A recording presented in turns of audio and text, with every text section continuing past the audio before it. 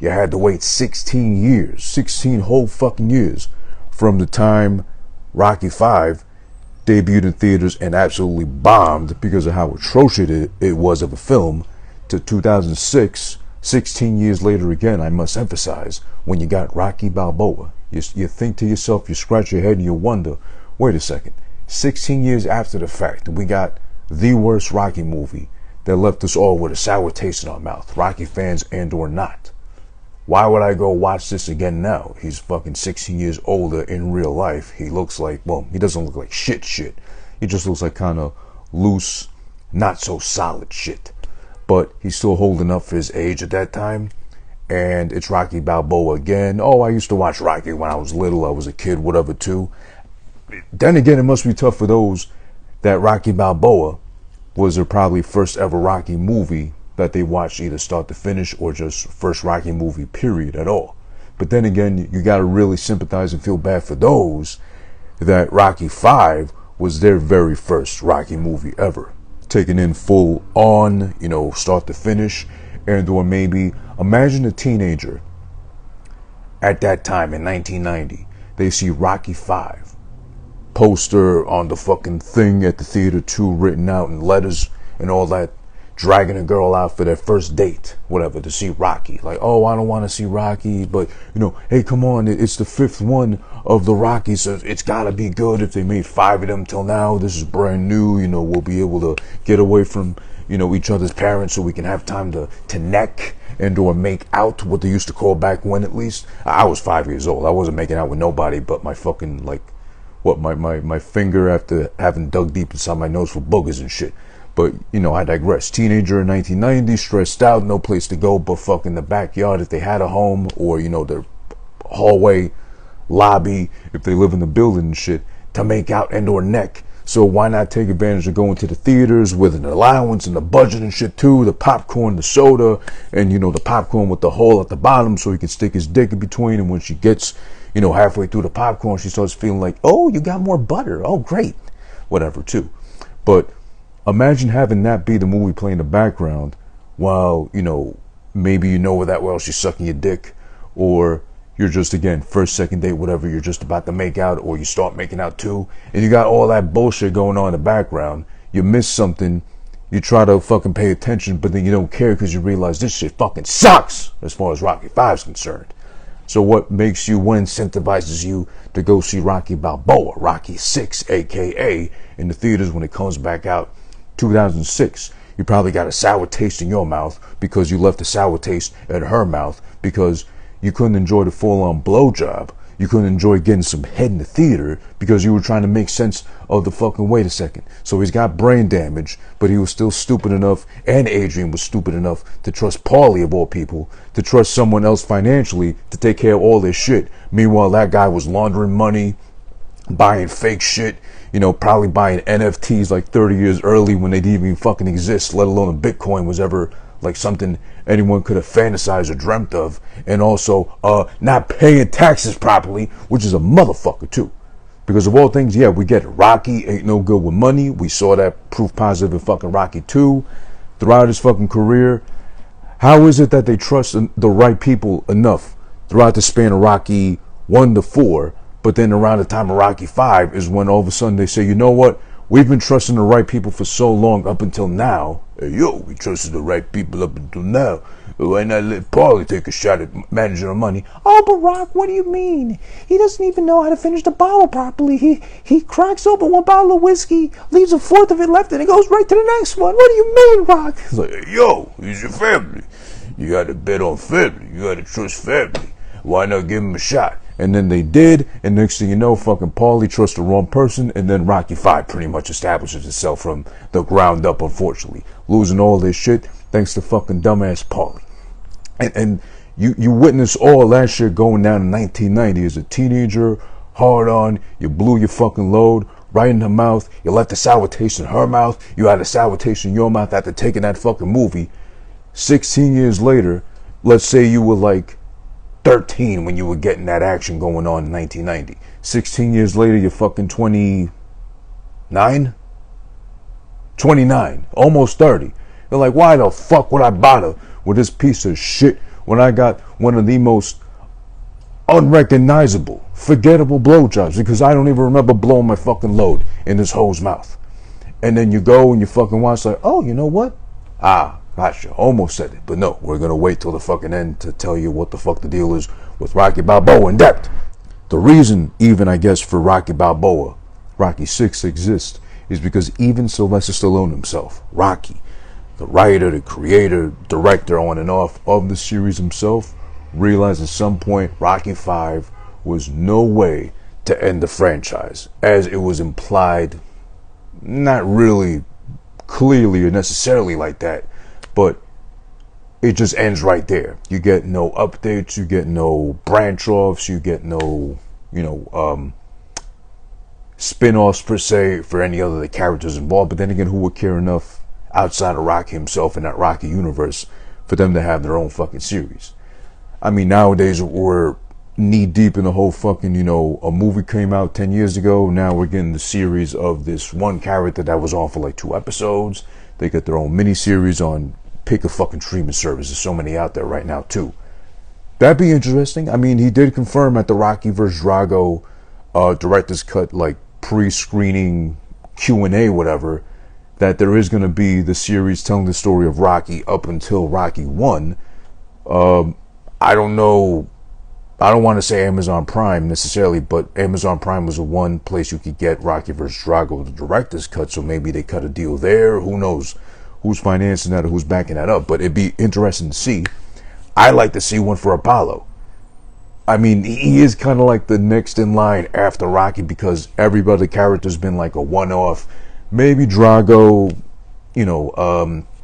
maybe Clubber Lang, but I think the immediate need one would be fucking Apollo himself, because I need to see in depth when and how he chose to cheat on his loyal ass wife, his black Adrian, to make fucking Adonis Creed, or Creed 1 and 2, the star of, happen in the first place.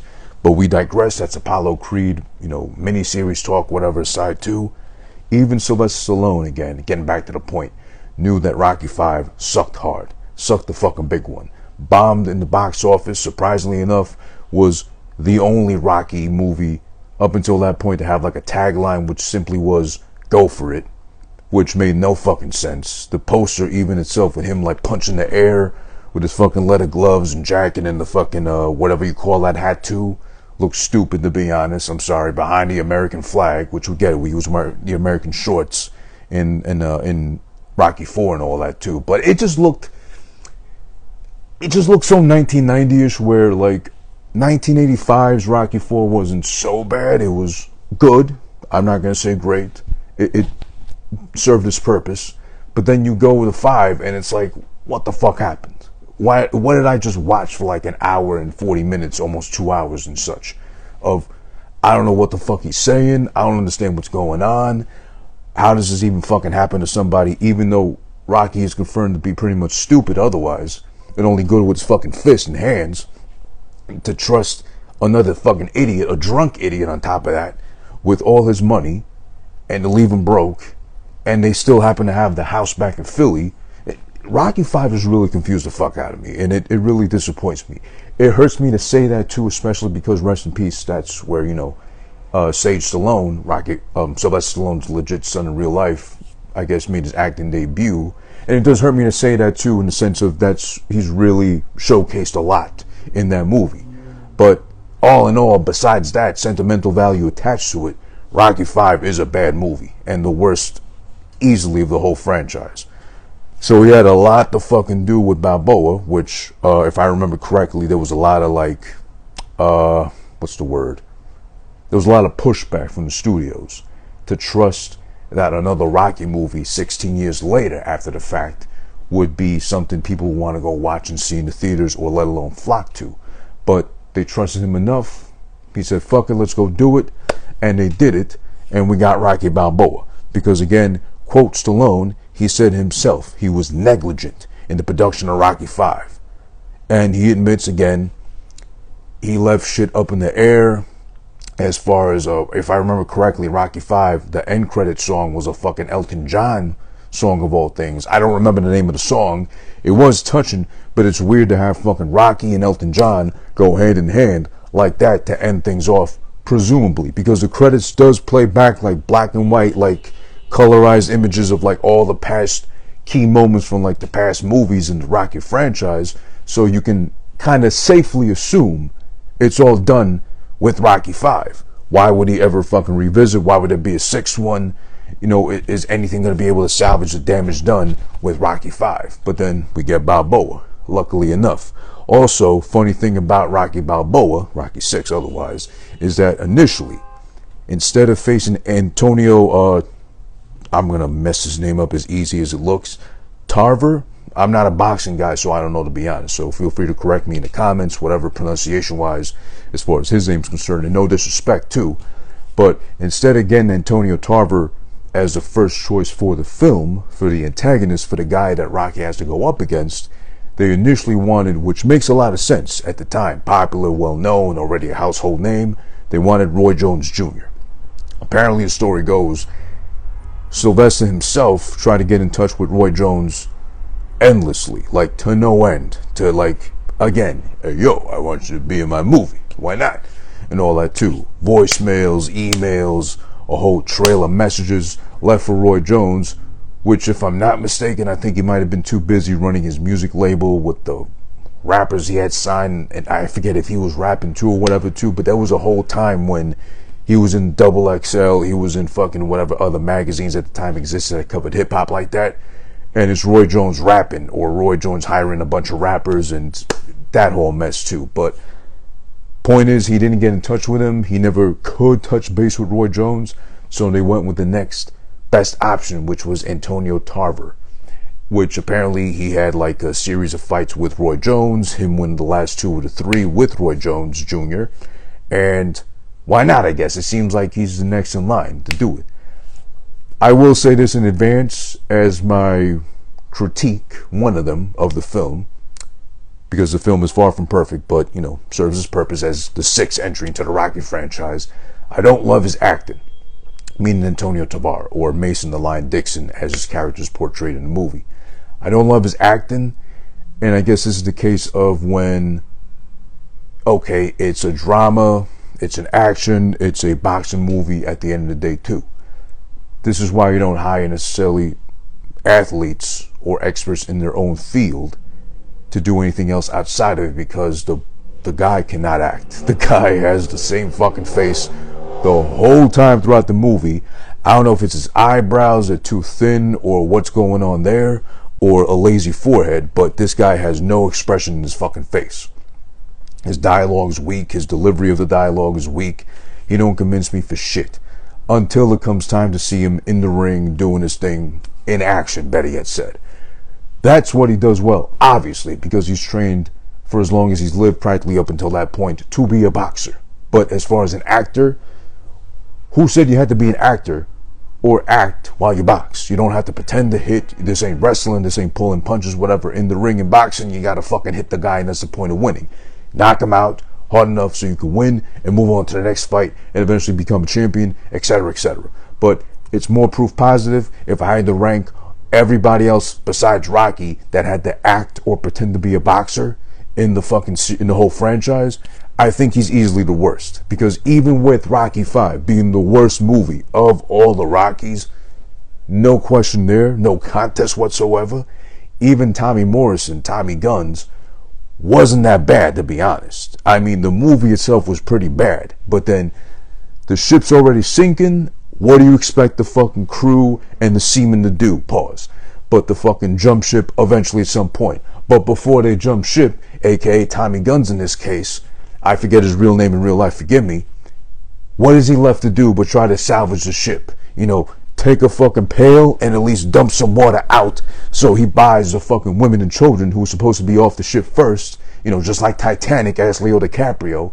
They're supposed to be off the ship first. He's going to try to do what he can to fucking assist a little bit, you know, get me a pail, dump out the water back into the ocean, but then the ocean's already flooding the boat, so then of course there's just water all around. But what's he supposed to do? Honestly, in that case, he just wasn't that bad. It was already bad all over. He couldn't be too much worse or contribute that much more to it He wasn't that bad, to be honest. At least he knew how to get mad. He would express it with these things called his eyebrows. So he was expressive enough, but I'm not saying he was a good actor or the saving grace or like the Al Pacino of Rocky 5. I'm just saying at least he could act with his face somewhat, show some rage and expression, emotion, whatever. Antonio Tarver, aka Mason the Line Dixon, was like too cool for school the whole time in the movie. Worried more about looking cool or tough while delivering his shit. Overall, I'd say he's a pretty bad performance. And easily the worst of the whole fucking Rocky franchise. Yes, even worse than Clubber Lang, aka Mr. T, because Mr. T was just playing Mr. T himself under another name, Clubber Lang, in Rocky 3. Yes, even worse than fucking Dolph Lundgren. Is he Ivan or Victor? I forget which one he is, but one of the Dragos, the OG Drago in Rocky 4, at least he kinda tried to fucking act. Change his face up a little bit, slightly, drop an eyebrow here and there too every once so often, but at least he did something. There's no question with Carl Weathers. He was great as Apollo. The best one out of all the actors that weren't boxers or Sylvester Stallone? Yeah, absolutely. Because guess what? He was an actor, so he did fucking pretty good. Or who else was there afterwards? Well, Creed 1 and Creed 2 is a whole different story too, so that's different. Or, maybe there's Thunder Lips, but then again, he was a wrestler, Hulk Hogan, and he still is a wrestler. I guess he's not in the ring technically, but you know what I mean. He had to act like he was fighting for real in fucking underwear with other men too, make it dramatized and all that too. We all remember Hulkamania, so, that's all right though. But that's my whole little thing about Antonio Tarver. He'll come up later on, of course, in the review as we progress.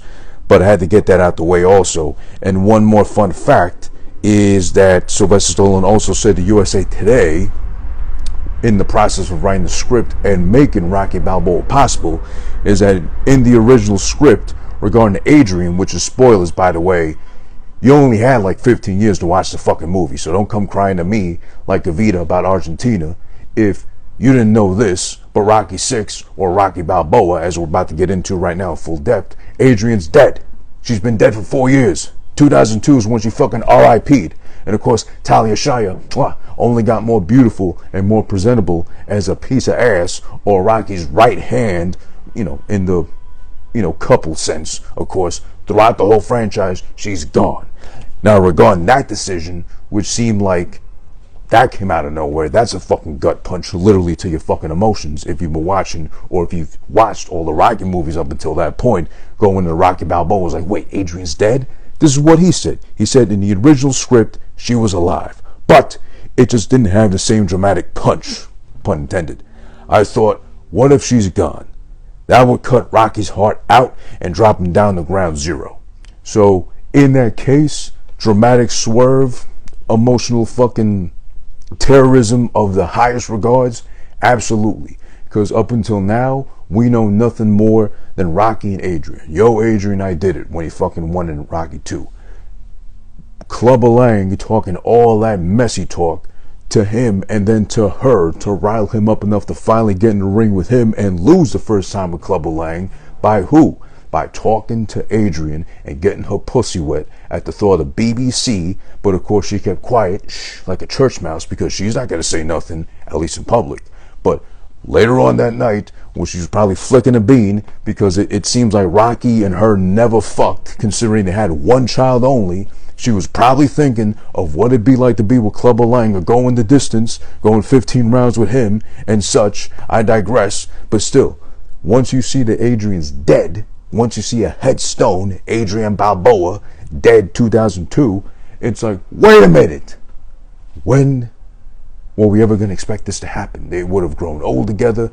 Then again, if you look at it too, had she grown old with Rock, it doesn't add to the build-up or the tensity that there is between Rock and his kid, Rocky Jr., or aka Robert, throughout the film, as we'll get into as well.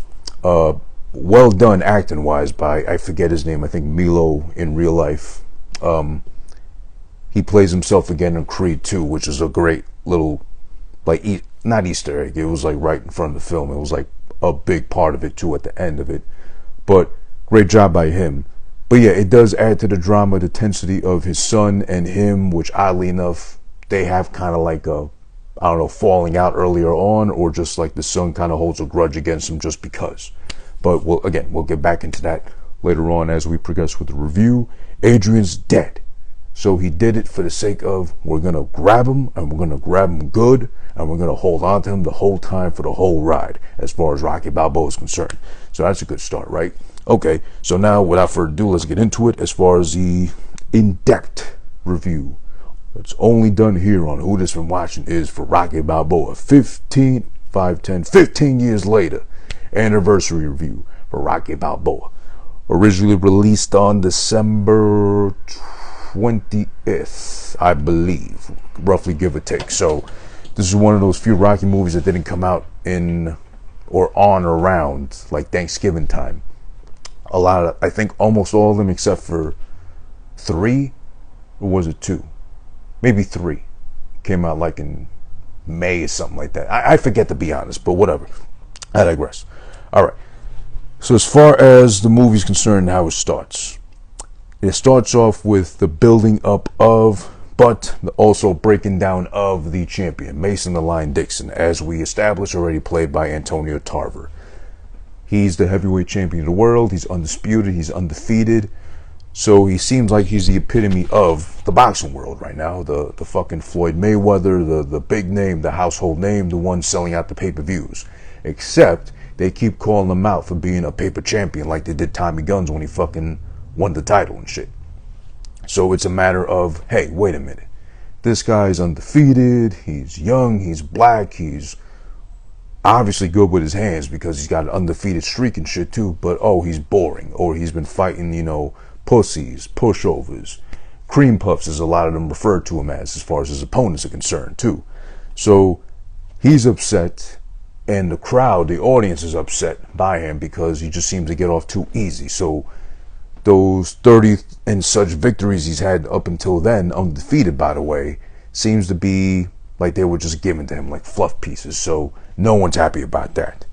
And of course, then we go to Adrian. We find out that Adrian's dead. So she's been dead for like 4 years, give or take, because this is like real time, 2006 when it came out. So 2002 is when she dropped dead. Oh, excuse me. Let me not say dropped dead. Just 2002 is when she RIP'd, unfortunately. And the concerning part, or at least our first glimpse into the tense relationship between Rocky and Robert, and or Rocky Jr., is that it's the anniversary of her passing, 4 years to be exact, presumably, and the son don't show up. So we don't know why. I mean, stuff happens. Kids get older, they leave the house, they start to work, they start to pay their own bills, they got their own lives to live, presumably. So he might have been busy. Rock, at this point, we don't know what's going on with him, because after 5, how is he fucking feeding himself? How is he paying the bills? How is he keeping the lights on? Etc., etc. I mean, he's got the rundown fucking house he's had forever with Paulie and shit when he met Adrian and all that too. But what happens in those 16 years that can like kind of establish how Rocky's even like being able to maintain himself per se? We don't really get that, actually. I mean, obviously we see later on that he opened up a restaurant, named it Adrian's after Adrian's, but did he name the restaurant that while she was still alive, and was Adrian the server? Was she working with him and whatever too? Or did he name the restaurant after Adrian after she passed, and he only had the restaurant for like a couple of years, like maybe 3 or 4 at most, whatever too? That's not clarified. It's minor detail, absolutely. It adds maybe almost nothing to the lore of the Rocky world and or universe, but it would have been nice to just get some details as far as like maybe like a recap, maybe of sorts. All that time passed. What do they do to stay alive? Keep the lights on, pay the bills, etc., etc. Mortgage and such is real out here, even in Philly, even in the Rocky universe too. Someone's got to pay the fucking mortgage. I mean, right? That's what I'm saying. And the shocking thing is, there was no question Rocky was loyal as fuck to Adrian, as far as not cheating, not even looking in another woman's direction the whole time he's with Adrian. But even in her passing, even when she's gone, clearly, and he's free to go like a free hall pass to do whatever he wants, still loyal apparently. No hanky-panky, no funny business, no nothing with nobody else that ain't named Adrian, and obviously Adrian's passed away, so there's nothing going on there for Rock. Hey, yo, but okay, whatever. At this point afterwards, he's concerned because his son doesn't make it to see his mother, well, go visit his mother's headstone at the anniversary of her passing. So he goes to check him at work to see what's going on. And the kid's already late, so that's on him, not on his dad. His dad, if anything, well, see, look at this. Rocky never worked an office job in his life, but even Rocky knows to be there early enough, or figured, hey, yo, if he starts his shift at 9:30, maybe I should be there like 9:20, 9:15, and catch him before he goes in, so I could talk to him. We could wax poetic about life, and then, yo, he has enough time to clock in and sit down at his desk and do his thing. He's early. He's there, no problem, waiting for his boy.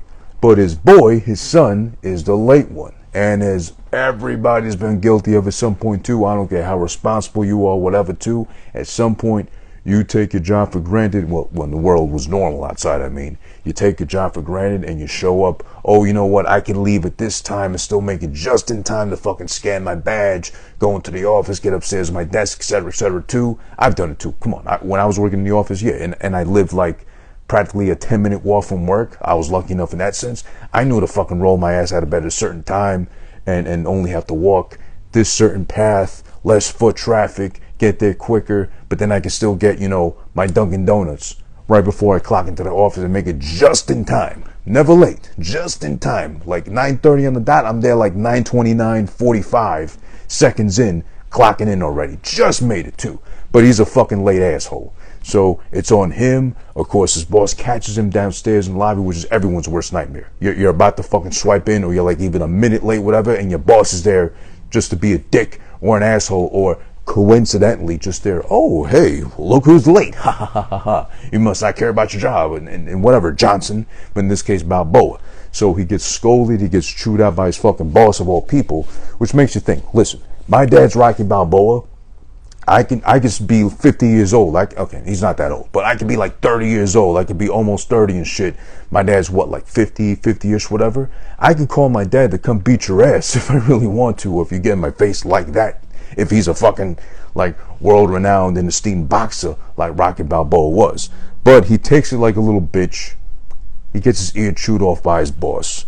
And it turns into an opportunity, a golden opportunity for his boss, who knows who he is. So the kid's not downplaying, or at no point did he change his name already as an adult, or try to pretend he's someone else and not Rocky Balboa's son. The boss knows he's Rocky Balboa's son. And even says to him, hey, finally, when he sees Rocky Balboa in the fucking lobby, he's like, hey, how long have I been asking you to fucking meet your dad? And now he's finally here, and you're not going to introduce me still. He introduces himself as a real fucking high up on his fucking high horse asshole of the first kind, this boss. He's like introducing himself, Rock, boom, we're old fucking fighters, this, that, the other. He takes a pic, tells Robert to take the pic for him and everything too, and then goes about his merry way. And tells Robert, of course, hey, see you upstairs, dickface. Which, Robert's embarrassed. He's late already, and he still has to talk to his father, or his father's still there waiting to talk to him, but he's like trying to give him no play whatsoever. And it's just embarrassing, because he does admit at some point later on too, it's like a big fucking shadow to live under. But he sees himself that way too, because again, it is a big name to fucking carry, the Balboa last name, but he does it anyway. And it's not his dad's fault he got famous or people loved him so much, because God, the fucking guy would never cheat on his wife. The fucking guy would lose all these fucking fights leading up to when he finally got his big break against Apollo Creed, and like seemingly never lose again, if anything too. But he's just embarrassed overall. It seems like just a burden to even talk to his father, which his father's proven time and time again, as rich as they were in 3, 4, and 5, whatever, too, and even as broke as fuck, as poor as they were in 5, or leading up to 2006's Rocky Balboa, the one we're talking about right now, he's always been a dad. He's always been a good dad. Okay, there was a relationship with Tommy Guns in 5. He kind of got obsessed with Tommy, but can you really blame him? It's like he saw himself born anew in Tommy Guns. Tommy just happened to get fucking diseased by the fucking enemy, by the evil, corrupt promoter who bought him out, literally bought him from under Rocky's nose, and turn him into the asshole that Tommy Guns turns into being. But they made up, they kissed and made up right after too, and ever since then it's been home team for them too. So it's surprising to see how that even developed. That's another point too. I would have loved to have seen kind of more light shined upon too. What happened during that time? Because there has to be something beyond, you know, the brief time Tommy Guns existed in Rocky 5 to 16 years later, which, okay, let's take a wild guess. If the kid was like 12, 13 in 1990, 16 years later, what is it? Just under 30 in 2006, or Rocky Balboa. So that's a long fucking time for your dad to still be a big part of your life, there the whole time, mind you, in a two-parent household. Yes, you were disgustingly rich at one point, but then you dropped off. Practically, you were so poor, eating dirt and all that too. He was there the whole time, and he kept you afloat, put you through school, obviously, so you can make it to be working in that fancy office you're at right now. Something happened along the way. Or is this kid just one of those like overprivileged kids, spoiled as fuck, and just never forgave his father for never being that rich again? Maybe that's it too, possibly. He's just disgruntled, or he remembers having like Ferraris in his backyard and a big ass fucking mansion to call home and all that too. So such a big house, you get lost in it too easily, and then go back to fucking Philly, have to go back to the fucking the slums and really toughen yourself up just to grow up in your neighborhood again, or your dad's own neighborhood again. Maybe that's it. If that is, I don't think that's a really valid reason for him to be hating on his dad. But I digress, and maybe we'll get into that later too as we progress with this thing. Rock eventually asked him, did I do something wrong, kid? And it's not clear. It's still not made clear at this point either way. But whatever. Then we move on to now what's clearly the setup, the establishing of present day Rocky, or at least back in 2006. He's buying a ton of food, a lot of it, at the fucking local food market nearby, I'm assuming downtown Philly or something like that in the area. And then we get introduced to, we see finally the restaurant he owns named Adrian's, which again, we don't know if he's had it for a while after she passed and named it Adrian's, or if he had it for a long ass time. Adrian was still there working with him and then succumbed to cancer and then, you know, left us all, but that's not made clear either.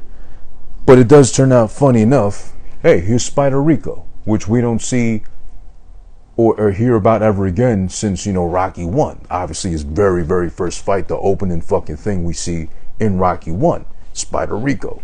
I mean, he looks like shit, given the fact that, you know, Rocky does too with like his bad dye job, but he's there, and he's an employee. Or at this point, I thought he was just like a regular at fucking Adrian's, because, you know, hey, remember, you got lucky. I almost beat your ass that time back in whatever, fucking 1970 something. He was like, hey, yo, okay, maybe you almost beat me, but you know what? Here's a free plate of meatballs. Just shut your mouth, whatever.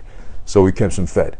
Later on, we learned Spider Rico is actually an employee of fucking Rocky. So that's ironic and funny enough, but it seems like Rock really is that good of a guy, where he doesn't care if Spider Rico did headbutt him and fucking fought dirty to try to beat him, but I guess, you know, water under the bridge with them, so that's fine too. I thought, and most likely can be safe to assume, Rocky Balboa might be, if not the best boss, one of the easiest bosses to work for ever in whatever industry. Well, I don't think he's going to go beyond owning a restaurant like he did with Adrian's, but to work under Rocky Balboa must be the greatest thing ever, because there's no way in fucking hell you're ever going to get fired unless he catches you stealing and even say, yo, why you gotta steal? You know, I could have taught you something, you know, if whatever, back when and such. So I'm just thinking to myself, Rocky Balboa easily has to be one of the best, if not the best boss to work for, because the guy is so fucking dumb in general. I don't know who's running the financials of the restaurant for him. I'd be scared to think it's just him alone doing all the W-2s and the fucking getting life insurance for the employees, if they have any too. But to work with him must be fucking awesome, because when is he ever going to get mad at you? When is he ever going to be fucking ready to fire your ass? You could be late, You can half-ass your job. He's got a server fucking girl at the restaurant. She could fucking give attitude, suck her teeth at all the fucking clients who walk through the door. And what's he gonna say? Hey, yo, you better change your demeanor or you're out of your fucking ass. Or whatever. No. He's gonna be like, yo, just be a little sweeter. You're a sweetheart. Why don't you be one? Whatever, too. And the girl's pregnant, too. We find out later on. So, of course, he's gonna really take it easy. On top of that, you know, Paulie's got a free pass to walk in and out the fucking bar as often as he wants to, all because he happens to paint some of the art hanging on the walls of the restaurant too. And I mean, it's kind of like throwing it up there. Best boss contest. Is it fucking Rocky Balboa, owner of Adrian's, the restaurant, and or one of my favorite bosses of all time on TV at least, Michael Scott, Steve Carell from The Office?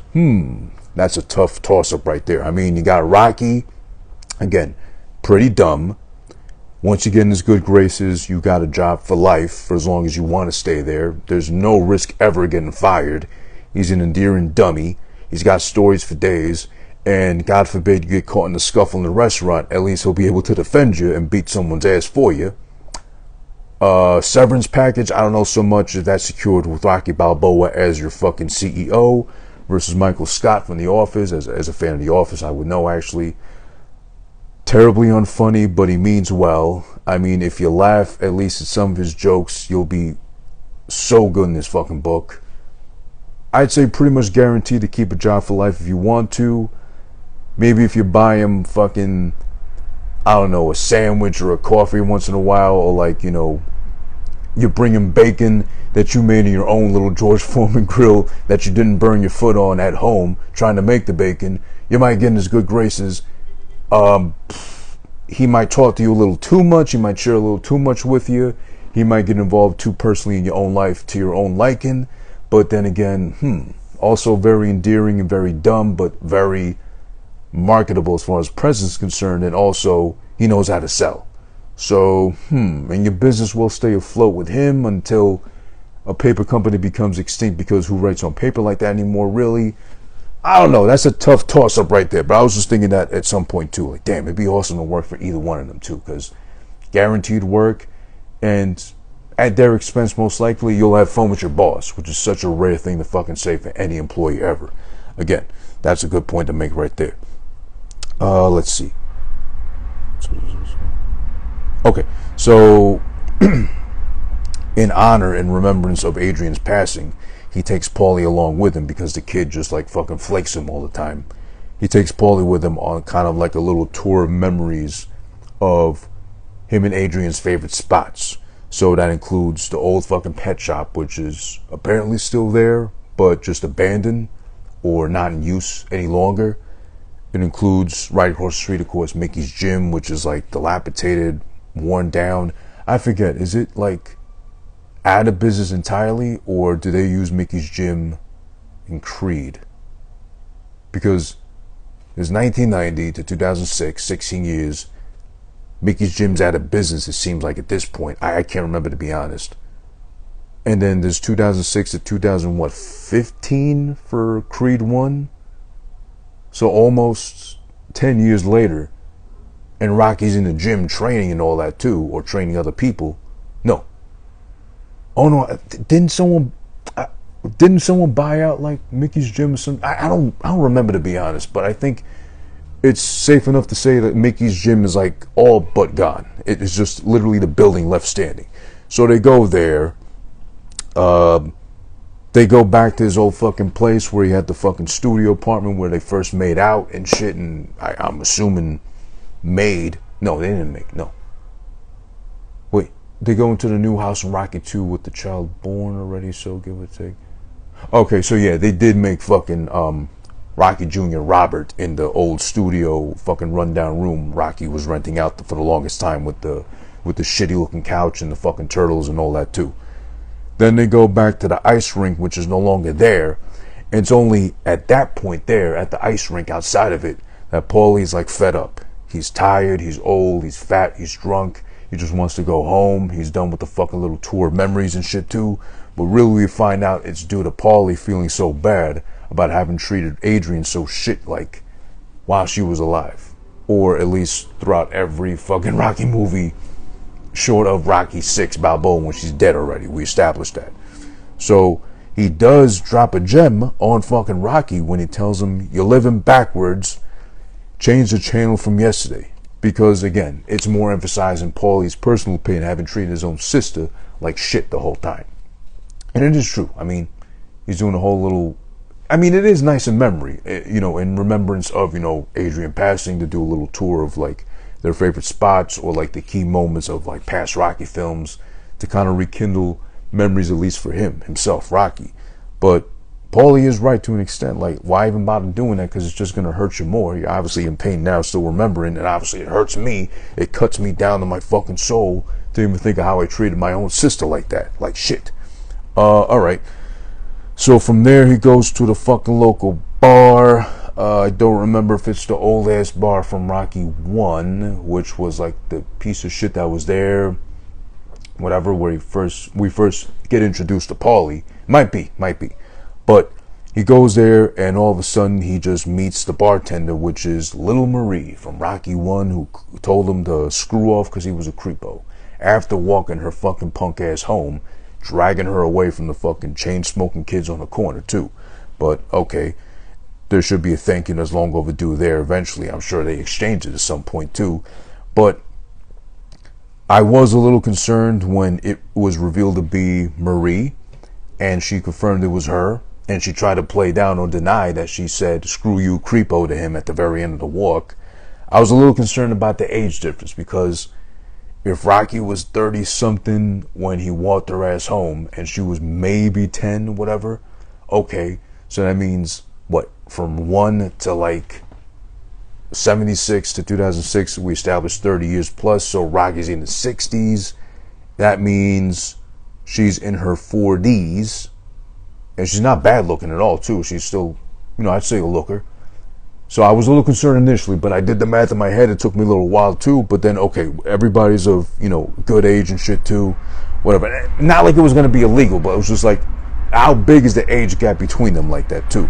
But, okay, it's not that weird, and Rocky can't be anyone's sugar daddy because obviously he's not rich either. He's driving that van he drives from fucking work all over the place, and he's got that one blazer he keeps at work just to look presentable enough to the fucking customers when they go to Adrian's. But okay, we got that. Let's see. So, oh yeah, the funny part in the bar was, this is some of the worst acting besides Antonio Tarver. You know, forgive me, but he does a pretty bad job, like a really bland, maybe more of a bland job instead of a bad job. Let me say that instead. But the girl at the bar, she's there with her group of friends. They're all white because, you know, Philly. But they're all drunk off their ass. And she goes over to him, this young drunk fucking idiot who was there before, what's her name? Catch Me Outside girl. Because she has the same tone, inflection, voice, everything too. Same type of energy. Rolls up on Rocky and says, hey, why don't you buy me and my friends around since you got the money to do so, etc., etc.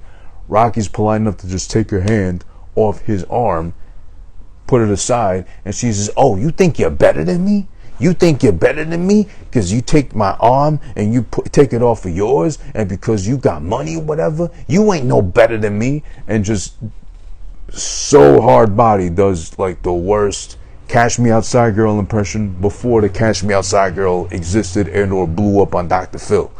But it's some pretty bad acting. There could have been some cursing in there just to make it seem more authentic or real, but it just, I get it. The point is to make him realize or emphasize that he's nobody at this point now, and no one cares about him. There's a whole other generation that exists after him that don't give a shit that he was like Philly's boy or the heart of Philadelphia in the ring and shit too. He's just a nobody to them. But okay, they know enough of him to fucking ask him to buy a round, but I digress. And then the funny part is, when they leave, actually he offers to take Marie home with him because, you know, it's like getting sketchy, it's like late at night, whatever, and they're about to close up anyway. So when he gets her in the car and shit, the fat guy that's with the group of people that the girl came from and shit, only then he gets the balls to fucking step outside the bar and throw a bottle at his van, at Rocky's van, and say, hey, asshole, or hey, dipshit, whatever he said, like, oh, you think you're better than us because You won't buy my friend around or whatever too. They all start ganging up on him too and start talking all this shit. Meanwhile, from across the street on the corner in front of the bar, while they're in the car already, thinking, oh, he's not going to do nothing. He's just going to fucking drive off and I'm going to be able to say, oh, I punked out Rocky Balboa and shit in his own neighborhood. He gets upset because the same sloppy girl that approached him at the bar starts calling Marie in the car a fucking pig. Oh, you gonna take that pig home? You gonna stick her, whatever, too, da-da-da. She ain't better than me. You ain't no better than me, whatever. That's the fucking thing. You ain't no better than me. You ain't no better than me. He gets upset. He steps outside the fucking vehicle and he pulls up on the fat fuck and he says, hey, yo, whatever he fucking said to him, say, take your fat ass inside, shut the fuck up already, or do something if you're gonna do something already. Call his fucking bluff. And the fat guy immediately, once he gets fucking yoked up by Rock, he's like, okay, I'm sorry, man. I was just saying, whatever. Throws his fat ass inside the bar. And, well, he does drag him a little bit and makes him apologize from across the street to Marie by saying, I'm really sorry about what I said, man. Forgive me for my abruptness of the situation at hand. And then pushes him back into the fucking bar because he's a fat fuck. But yeah, that was pretty cringe acting in that part. It was funny. It was cool, but it was like pretty cringe from the white girl at least. Let's see. Then as he takes her home and drops her off, little Marie, he still calls her too. We get introduced roughly kind of to two kids on the street corner right outside the building, right outside the front door of her house, building, whatever fucking burned up block in Philly. That should look horrendous. I hope that's a movie set. I hope that's really not what Philly looks like, even till now, even though this was 2006. But there's two kids standing on the corner minding their business under a lamppost, whatever. One white, one black. Of course, Rocky, not being so intelligent or bright like that, unlike the lamppost right above them both, he starts talking about, oh, you know, the kid's got that like crazy Irish head of hair like you do, whatever, looking at her. And then she corrects him and says, no, actually the other one, the tall, dark-skinned gentleman with braids, that's my son. He's like, He does the fucking Tim Allen, Rock, because he's so confused. But then she has to elaborate like, oh, I met his dad who was Jamaican or something like that on a cruise. So I think Rock is just confused the whole time. Like, he reverts back to like Rocky 2 fucking stupidity almost, because he can't put two and two together and be like, oh, she just had sex with a black guy that happens to be from Jamaica and they met on a cruise. He's like, oh, you had him on a cruise going through Jamaica and he came out Jamaican because of that, some shit. Like, it's the epitome of Rocky logic. But whatever, he's not like turned off or nothing too. But then she kind of has to elaborate the appeal of like, you know, not so bad looking white girl in her youth still, because the kids are grown. He's like at least like 15, 16, whatever. The white girl's appeal or fascination with the BBC on a cruise ship, you know, pushing its way along the fucking Jamaica of all things too. And I heard, I'm not saying, I heard those Jamaicans look for tourists because they could be charming as fuck. And on top of that too, the white women go there knowing and looking for, I guess, BBC, apparently, the big black cock. So she fell into the trap, and then, you know, some odd years later, she got her big fucking grown-ass boy, which is a, you know, mixed, which is totally cool. It's actually hilarious.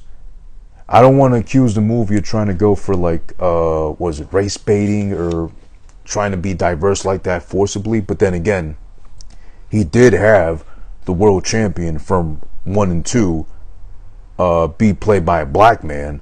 So that is cool, even considering the times, like, we're kind of tense back when, and to think, I wouldn't be surprised if there was like a portion of the audience that was like, you know what, I'm not going to watch this because a black man's like co-starring with a white man and portraying the champion of the world, and how upset they were if they were like, you know what, this kind of looks cool, let me check it out.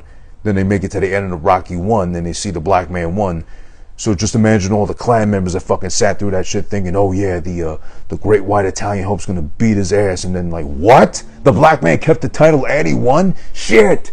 This leads into the, I guess, turning point in the film. It's like, why are we watching Rocky Balboa, Rocky 6 at this point too? It's not really clear. Now we get it. We get the simulated fight, which was held, or, you know, drawn up by some boxing experts just because they were bored like that or tired of scratching their asses in like the HBO studios. They were like, oh, what if Mason the Lion Dixon fought Rocky Balboa, both in their prime right now, whatever, too. So they make the fight, they create it, and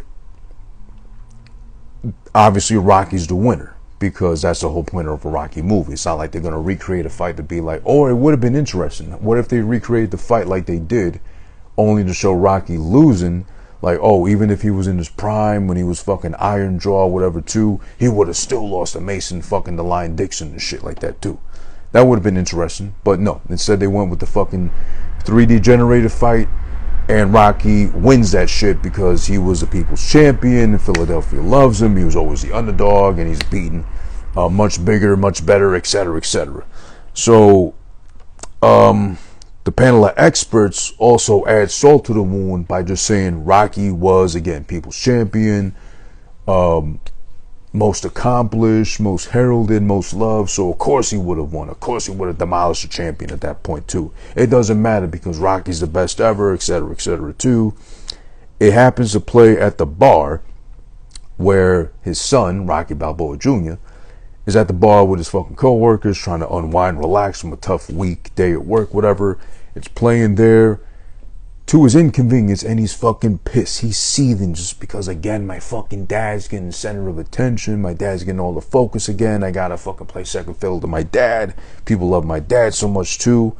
And Rocky's unaware of this altogether. Meanwhile, he's dropping off again little Marie at fucking home again because, you know, he's really taken to her. He likes his son, likes her son a lot too, as well. And he changes the light bulb for the front door of her house so that she can have light and see where she's fucking going on that very poorly, dimly lit, sketchy fucking looking ass block where she lives in Philly, of all places. No disrespect to Philly. I'm just saying, hopefully that's a movie set and not for real, someplace in Philly you can actually walk to or walk by now, still nowadays. But it was a sketch enough. He's doing that in the meanwhile. And he keeps proving, like, throughout all time, throughout the whole franchise, like, Rocky's a legit nice guy. Like, there's no really backhanded nature to him or sketchiness to him. He's just legit being nice. He gets so good with the son of Marie. What they name him? Steps? I think it was Stevenson, right? And then they just nicknamed him Steps, whatever, because that made sense. But yeah, he gets in so good with the son that now he takes his son with him to the local fucking dog shelter, or the pound, or whatever you want to call it. And Rocky wants another dog, just like, you know, rest in peace and shout outs to Buttkiss from Rocky 1 and 2. Was it 1 and 2? Yeah, 1 and 2. They go and get another dog. The kid, of course, Stevenson, or Steps, he's looking at the pit bull. Young, strong looking, healthy looking, looks like he's pretty playful, looks like a good boy overall. So he's obviously gravitating towards a pit bull, which is stereotypical according to the movie. But then Rocky one-ups it by being, I don't know, a pit bull shamer of some sorts. Because he's like, yeah, he looks young, but he looks pretty dangerous. He looks pretty rough. What about this one over here? So, of course, he goes to the light-skinned dog with the shaggy hair. Steps is right when he describes the dog. The dog looks like he's fucking dying anyway. Like, why not just leave him there to fucking rot like a corpse? But Rocky takes him a lot because, oh, yeah, there's a lot of potential to this one, you know? Whatever. And then he forces the kid, on top of that, to name the dog. He's being a dick, so he names the dog Fleabag at first. But then he's like, you know what? Okay, fine. Since you keep saying, you keep insisting I got potential to be a professional dog namer, why not name him Punchy? Add a little fucking jab at Rocky, you know, because he's punchy, punching the fucking head, whatever. But Rocky, of course, makes light of it. He's like, he's in on the fucking fun and the joke. He's like, hey, yo, I like it. We call him Punchy. It's easy to remember and whatever. So he keeps the name Punchy, and then we get Punchy a new fucking dog. So we go along with that. Paulie, in the meanwhile, is so infatuated with the simulated fight they had between Mason and Rocky, he fucking stumbled his way into Adrian's restaurant, you know, Rocky, you know, oversees as the manager, CEO, co-owner, no, not co-owner, owner of Adrian's, excuse me, makes his way there, and he's insistent about fucking seeing this fight, because he's going to be late to work anyways. Why not just let him fucking fly under the radar with that shit, give him that pleasure at least. Paulie makes a really good point here. An excellent point, actually. And don't take this as racist or me trying to downplay anybody, but this is actually facts. Because I've had to work with them too, and I've wondered the same thing. When Rocky says to him, hey, you can't watch that here because we're about to serve tonight's special and shit, Paulie says to him, quote, Italian food cooked up by a bunch of Mexicans ain't so special. Which is hilarious hearing it back after so long, because it's been a while since I watched this movie. Was hilarious because Paulie has like little jabs and just like gems throughout the whole movie, like hilarious fucking lines.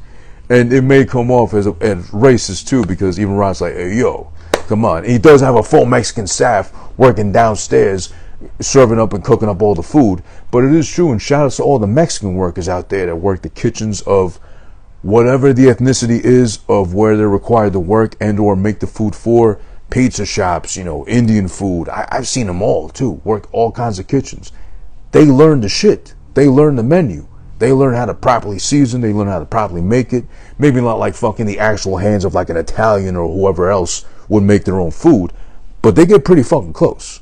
So shout out to all the Mexican workers that work the kitchens and that have to fucking learn just to keep a paycheck coming in the household, how to make, spaghetti, meatballs, this, that, the other, chicken parm, whatever. Some of the best chicken parm I've had in my life, swear to God, no fucking lie, and not to trigger anybody, nothing, has been made by Mexicans in an Italian spot, but still, who made it? A Mexican in the back.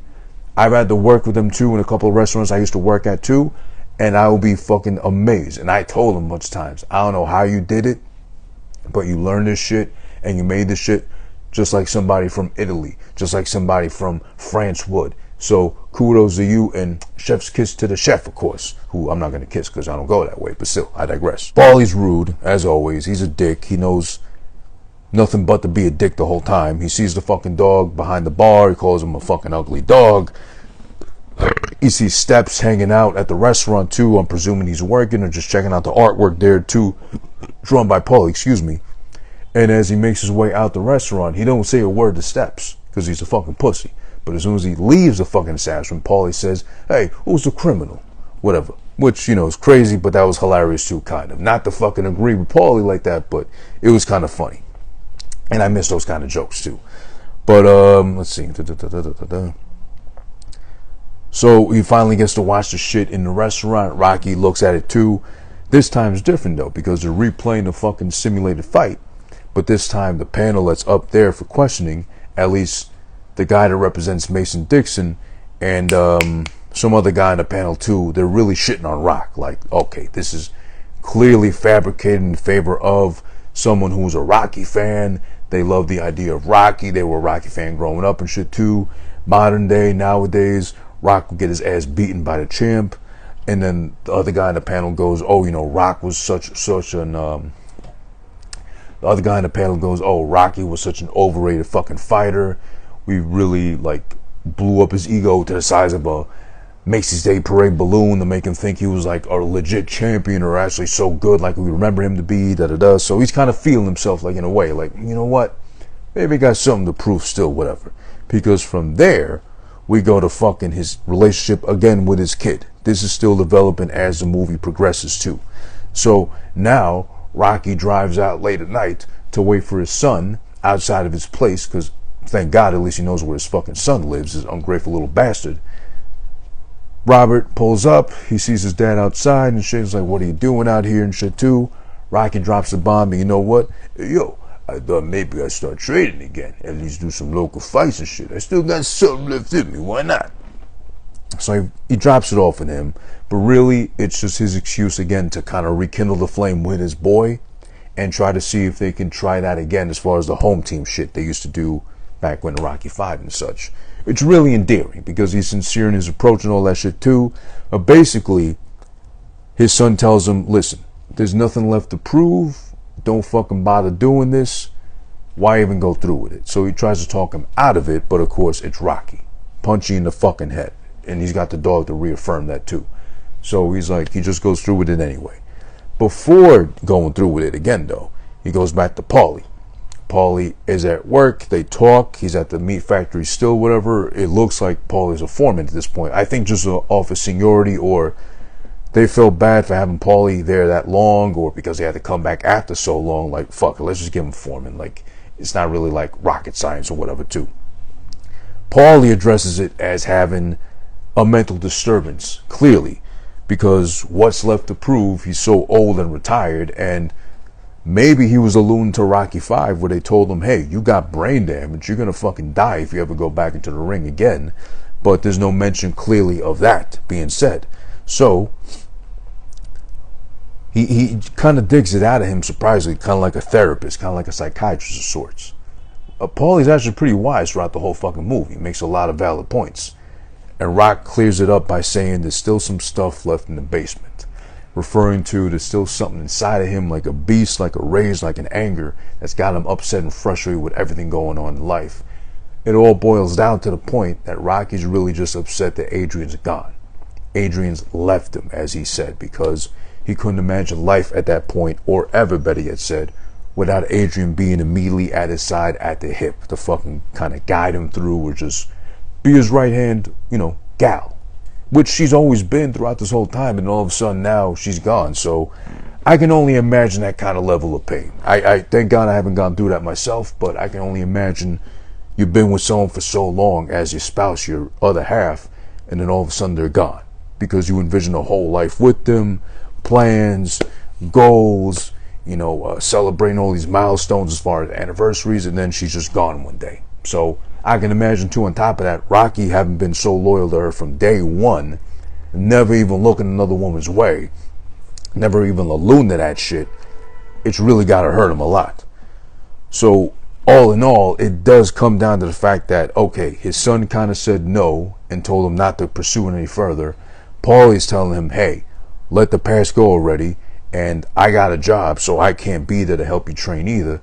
It's really Rocky's plea and begging for somebody to be there at his side. Not so much to watch him train, but just to have someone in his corner, literally, because he's got no one left according to him.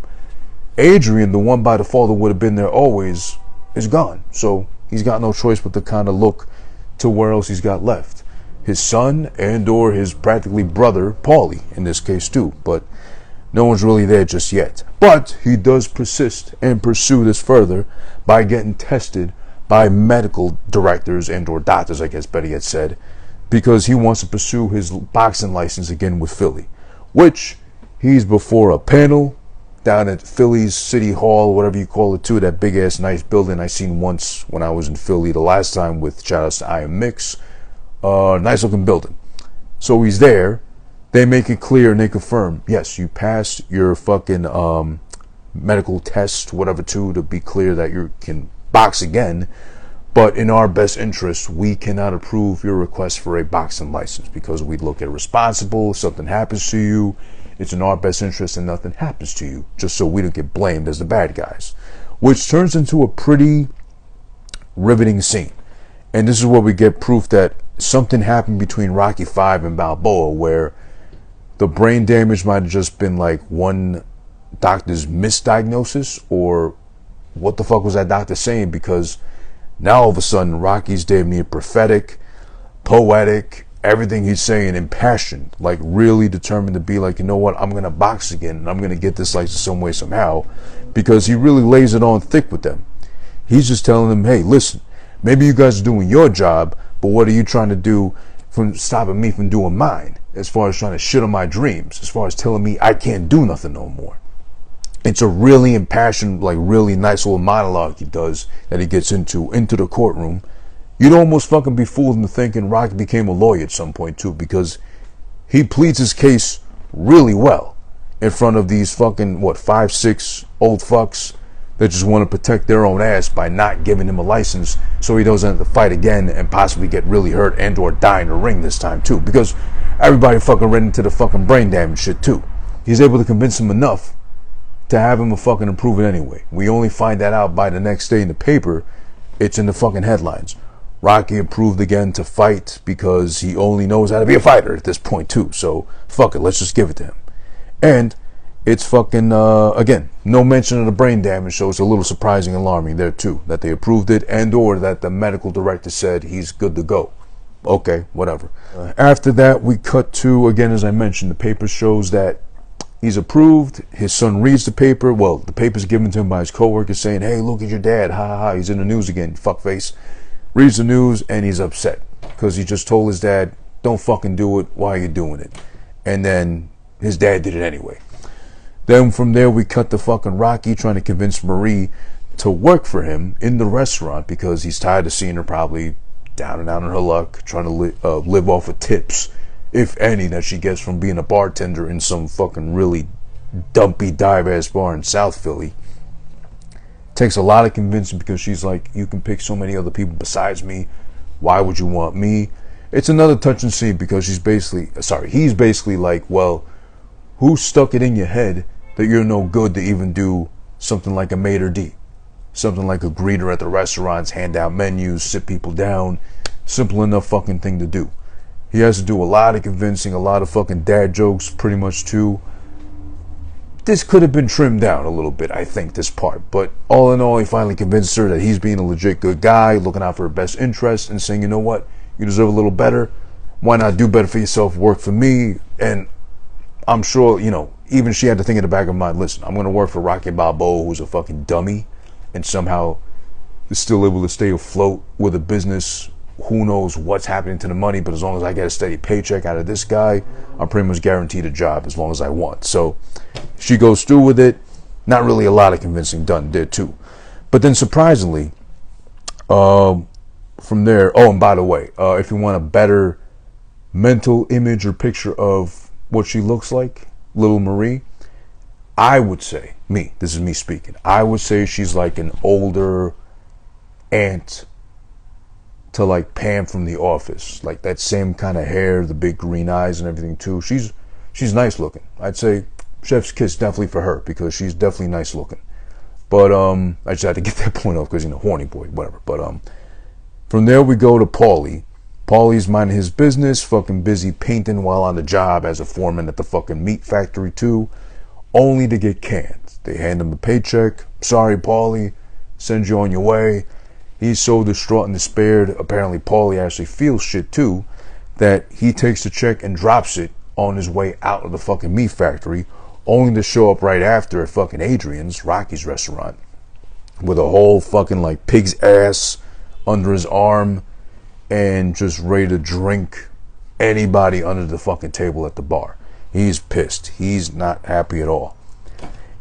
So it turns into a odd scene as far as like emphasizing that Paulie's really never been any good, but they kept him around, I guess, charity case. They felt bad for him and, you know, Adrian's brother, so why not? But he's bitching, he's moaning, he's crying. Rocky says, because at first he shows up at the bar and he says, oh, I retired. That's what I'm doing with meat under my arm too. But Rock's like, yo, don't they usually give you a watch when you retire? And he goes into the whole thing about, I got 2 watches. You know, throwing it back to, I think it was 3 or 4. 3. Where there's that whole scene in the beginning of it where he like takes the Rolex that Rocky gave him as a gift and just throws it on the floor. And I'm presuming Rocky's a nice guy. He had him pick it up and like replaced or maybe at least fix that one too. It's a Rolex, why not? I think that's what he means when he says I got 2 watches. He just storms into the fucking back, leaves out the restaurant through the back entrance and tells Rock, you know, short but sweet, you'll be fine in that fucking fight. You know, just get the stuff out of the basement too while you're in there in the ring fighting. So it makes it clear, you know, you got my cosign and blessing to fucking fight. So go for it. Also, this same night where fucking Paulie storming out through the back and making a whole scene and making fucking Adrian's look like a fucking like a homeless shelter the way he's acting and screaming and shit too. Mason Dixon's people come up, his representative, promoter and whatever, manager and shit too. They show up to fucking eat, you'd think, to give Rock some business, but really they're trying to offer him some business as far as the fight with Mason Dixon. Because they're tired about talking about the fucking simulated fight. The champ's pissed off about having to see the simulated fight and thinking that people are calling him soft or thinking he's a pussy too. So they proposed a fight to him and, you know, it is confirmed that, hey, he can fight, he's licensed, so why not make it happen? He's not really convinced at first, but then he eventually comes around to it because at the table, He's like, oh, you know, let me get back to you, whatever, too. But they know already they got him, fucking. Because if he just got the license, what the fuck? How's he going to turn down his first big fight? Because he's like, oh, you know, I was thinking of fighting locally. I was thinking of fighting, you know, just for fucking fun, getting back into the ring for the kick of it, too. But, you know, they make it clear, hey, you know, you want the fucking shot. Why don't you? Stop wasting your fucking time with other losers, other little Rockies in the making. Just come up and fucking face the champ again. So then from there we go into the press conference to build up hype for the fight. Mason the Lion Dixon versus fucking Rocky Balboa. I don't know what goes on or what's in their mind, at least in the Rocky universe logic, that the press conference is really just shitting on both of them. But especially on Rock, because of course he's old, he's fucking fossil fuel. What is he even doing fighting again too? What's he got to fucking prove? But at least they shit on the fucking champ too. They're like taking shots at him like, okay, even if you beat an old man, what does that really prove? You're still a fucking champion, and who cares at the end of the day? It never goes well for Rocky at press conferences. We've seen this already in every fucking movie practically.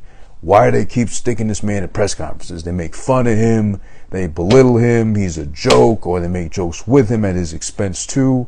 And no one ends up liking him anymore after the press conference, especially who he's supposed to fucking face. That goes fucking sour and south. So why even bother with that? I don't know still to this day.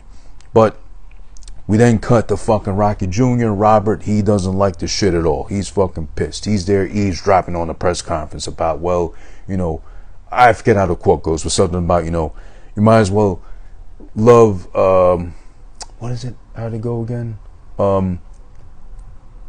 Basically, don't grow up to be miserable and old as fuck without having at least tried to do something you love for a living and shit. So he makes his point clear there, Rock, as far as he's concerned, but his son ain't having it. So then he finally, this fucking ungrateful little prick, his son, shows up to see him at the fucking restaurant.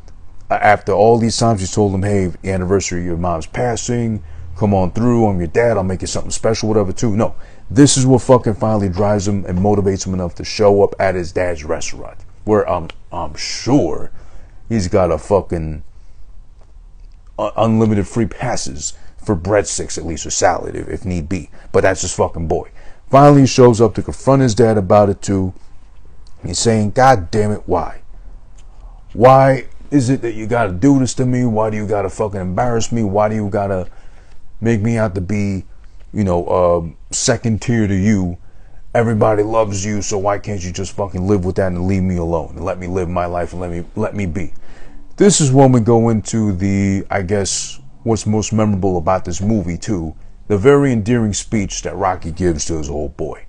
As far as, you know, it doesn't matter how hard life hits you, what matters is the fact that you can keep getting up and keep moving forward with your life and pursuing what you want, etc., etc. Basically calling, again, his son a pussy for acting like, you know, I did something to you. No, you did that to yourself by letting people tell you you're only good enough because your dad's whoever your dad is, etc., etc., and tells him don't forget to visit your mother. Well, at least he takes his father's advice, because we then cut to Rocky visiting Adrian's grave again. This time Robert does show up with some flowers to place on his mother's like headstone and everything too, and establishes, hey, guess what? I quit my job. You're right. I want to do the home team thing again. It'll be my first fight with you in a while, or me watching you fight for a while, so let's make it happen. Let's go ahead and go forth with this. And it's endearing, because it's at least trying to like, what do you call it? It's like dragging the skeletons out of the closet as far as the kid's concerned, with him thinking that his dad's been trying to ruin his life by just being Rocky Balboa the whole time. He wasn't. He was just being himself. But, you know, the kid took it to heart, whatever. So now we go to the establishing the building up on the foundation of how to train Rocky, as old as he is now, to take on the champion of the world. Because the trainer, who is Apollo's old trainer, now Rocky's trainer, makes it clear and emphasizes, holy shit, he runs the fucking list of what's wrong with Rocky. Arthritis in the neck, calcium deposits all over his body, knees no good for fucking running or sprinting like that, and he can't fucking spar because, again, all this shit that's wrong with him. So there's nothing left to do but to train the fuck out of Rocky as far as strength is concerned. because he can't even spar. He's fucking so brittle and old and like beat up like that, literally. So they train the shit out of him as far as like strength's concerned. Build up some mass, build up some strength, so every time you hit the champ, it's gonna fucking hurt him because he's faster than you, he's more agile, he can duck and defend better than you too. But at least if and when you hit him, you gotta hit him hard so he fucking feels it every time. They emphasize on that shit. We cut into the fucking impressive, for as long as it's been, and the 6th time around we're getting this, a pretty impressive training montage of, you know, again, considering his age, him like chugging like 7-8 raw eggs in a glass, you know, playing the Gonna Fly Now theme that we know from all the past movies, but now sort of moderned up as far as like the jazz horns really going crazy in the back for modern times, 2006 of course. So it sounds good. It's not cheesy, it's not overly done, it's done just right.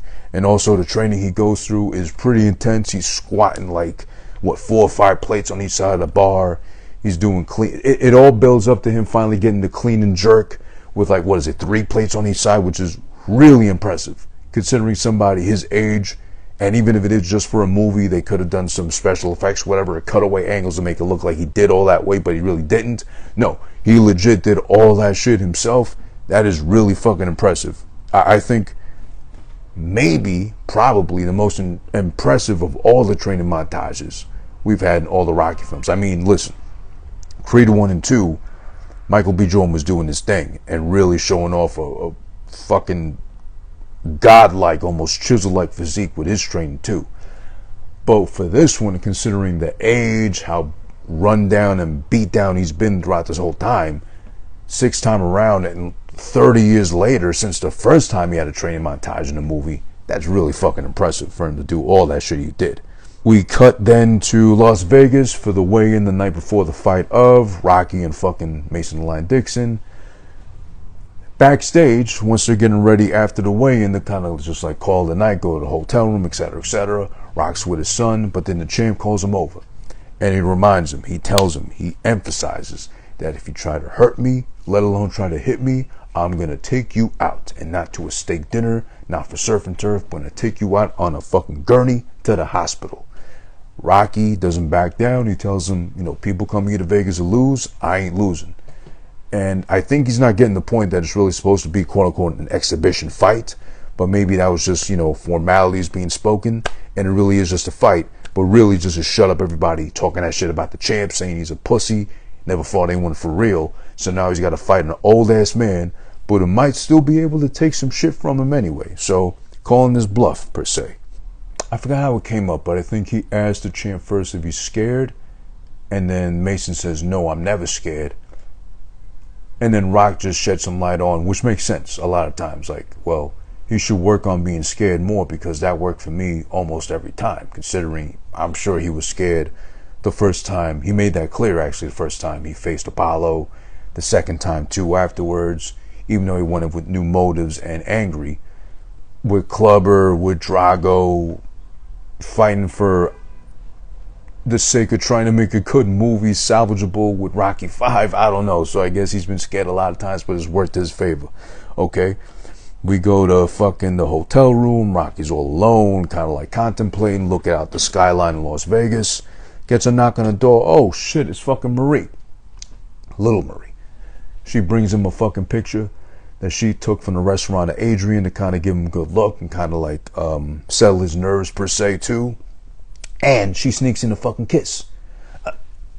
Listen, simply put, this could have been a peck on the cheek. This could have been a really fucking tight, warm hug like a daughter to a father. But no, she chose. He didn't force nothing. He didn't pin her up against the wall that like threatened to like beat her brains into nothing. No, she chose to go up to him after giving him the picture of his deceased wife and kiss him on the lips. Now, it's not like a fucking makeout. It's not like French kissing, no tonguing, no neck action, nothing. It's just like a little 1 Mississippi, 2 Mississippi kiss on the fucking lips. I guess to be like, thank you in a sort of way, or I don't know, at least stop blue balling him, I guess, of sorts. Or her thinking in the back of her mind, well, at some point he's going to ask to fucking cash in this check as far as my pussy's concerned because he's been way too nice to me and my kid. So I'm afraid maybe I owe him something, at least test the waters with a kiss and see where it goes from there. And surprisingly, no. He just kind of looks back down at the picture like, I hope Adrian didn't see that I got kissed by another woman, and just goes back in the room like nothing. Doesn't get hard, no fucking bonus, nothing. I mean, again, I forget her name, but the actress playing Little Marie is not bad looking at all. She's kind of cute, you ask me. But no action, no reaction pretty much. So from there, we cut to the fucking fight itself. The main event finally. Mason the Lion Dixon, heavyweight champion, versus fucking Rocky Balboa. Now, I love the way it's presented. I love the way it's edited and shot, presented too, because it really looks like one of those HBO fights you watched like the night of a pay-per-view, like the fucking angles, the presentation overall, the lighting, the frames per second, all that looks legit like you're watching a fight on HBO. Like, oh shit, I forgot I'm watching a movie. I thought I was watching a fucking fight the whole time. But one bit of concern for me was, not concern, but just like confused. Why would they show on the screen when they cut the Rocky in his locker room sitting down waiting for the fight to start, or be called to fucking start the fight? They show on the title credits, they show former two-time heavyweight champion of the world versus the announcers building up to the fight itself.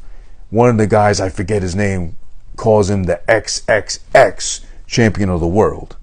But okay, that kind of made no sense. They could have just went along with the title screen graphics like former two-time heavyweight champion of the world, but they want to emphasize XXX like he was fucking stuttering that shit. Rocky comes out to High Hopes by Frank Sinatra, which is cute. A really endearing song, and he's kind of thrown off guard initially, like, wait, what's this? But he's not hating it, so he comes out to it anyway. And I guess it emphasizes the high hopes he has of coming out alive in this match. Versus, in comparison, at this time, 2006, you got to remember too, and why it sounds odd, perhaps to some, Mason, the champion, comes out to 3-6 Mafia's, I forget the name of the song, but the song they made specifically for Rocky Balboa. At this time in 2006, remember, that's the same year that 3-6 Mafia stunned the world by winning an Oscar for, what was it? It's Hard Out Here for a Pimp for Hustle and Flow, which I still haven't watched till now, surprisingly. I've been meaning to watch that for the longest time, but I just haven't got around to it. I'm sure it's a good movie. But 3-6 was on top of the world. I remember still, yeah, it was right after they won the fucking Oscar that they had the whole Adventures in Hollywood on MTV, which is like a really tacky reality series just based on 3-6 Mafia, surprisingly enough, to the point where, was it Juicy J or DJ Paul? I think it was Juicy J that put his Oscar on a chain and would wear it occasionally around his neck. But I'm guessing the Oscar was so heavy, couldn't really do it often, or he developed a really bad slouch. Which we saw at the 3-6 Mafia versus fucking Bone Thugs and Harmony thing. Clearly, Juicy J is still ready for action, and thank God he never wore the Oscar permanently around his neck, because it would have gave him a hump. And he wouldn't have been able to fucking run up on Bone Thugs when they were trying to start shit. But they did apologize. They made peace and all that too. But it was still good to see. If he really wanted it, he could get involved. And no question, DJ Paul fucking jumped to action, considering he's only got one really good arm to use. God forbid it really fucking popped off like that. But still, 3-6, shout outs to them. I'm a fan of theirs. I've been a fan of theirs for a long time. Like just before they really got popular in 2006 and took over the world, at least for that year. But yeah, they're cool. Shout out to 3-6 Mafia. That was a pleasant little surprise. A fun, I guess you could say, Easter egg or some shit they threw in there for good measure. And surprisingly enough, someone who probably should have been in the Rocky franchise at some point, considering Joe Frazier was in one, and they've went ahead and used real fighters in, you know, or real people involved in the fighting industry as far as boxing, wrestling, all that's concerned too. Surprisingly, we never got Mike Tyson in the Rocky movie franchise until now. Because as Mason's making his way into the ring with his song playing and all that shit too, guess who's in the fucking front row? Commentating, spectating, provoking, instigating as always. Good old Iron Mike Tyson. Shout out to Mike Tyson. I love to fucking sit down and pick his brain at some point too. And believe me, I'm never, ever, ever going to say one bad thing about Brooklyn around Mike Tyson. Listen, I know I say some shit about Brooklyn especially, I'm not stupid either, so believe me, when it comes down to talking to Iron Mike, Zippo, as far as my critiques of Brooklyn's concerned, just in case. Call me a pussy if you have to, but I'm also smart and I want to stay alive. But the funny thing about this scene is that it's very short but sweet. It's like about 20 seconds at most where they fucking pan the camera to Mike Tyson. He is Mike Tyson in the Rocky universe, so they're not going to change his name up. They're not going to name him something else. He's legit Iron Mike in real life and in the Rocky universe. So when they pan to him, the champ's the one that seemingly points him out.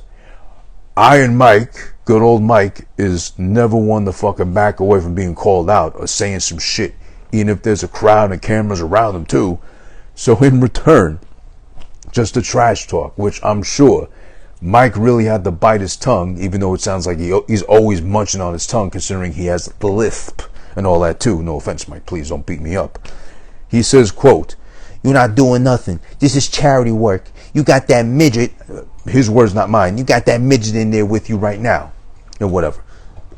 Which I'm sure he got that only after like maybe 10, 15 takes, like, "You fucking this, you fucking that, I'll bend you over and I'll rape you in that ring and make you my bitch and fuck you till you love me," whatever. Like he said, I forget who he said that to. Who was that fight he said that to? "I'm gonna fuck you till you love me, I'm gonna fuck you till you love me," whatever. "In the name of Allah, I'm gonna fuck you till you love me," or some shit. But that had to be at least like 15 takes before he finally got like the PG version of what he said clear and approved for the fucking movie to use.